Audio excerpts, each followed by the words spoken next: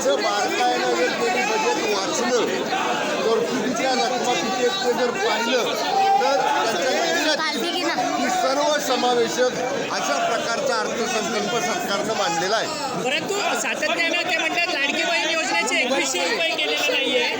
2100 रुपये देणार होते लाडकी बहिणीला. अर्थसंकल्पामध्ये 36,000 कोटी रुपये केवळ महिला बालकल्याण विभागासाठी ठेवलेले आहेत. हा एक अर्थसंकल्प झाल्यावर 2 वेळा पुरवणी मागणी येतात.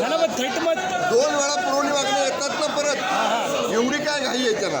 थेट असं म्हटलं होतं की अर्थसंकल्पातून 2100 रुपयाची घोषणा होईल. म्हणलं होतं मात्र अर्थसंकल्पाच्या वेळेला घोषणा होईल असं सुद्धा म्हटलं होतं. स्वतः सांगितलं होतं सरकारने. तरतूद गेल्या वेळी जेवढी होती अर्थसंकल्पामध्ये महिला बालकल्याण विभागाला त्याच्यापेक्षा तरतूद वाढवून ठेवली आहे यावर्षी. बघा तुम्ही.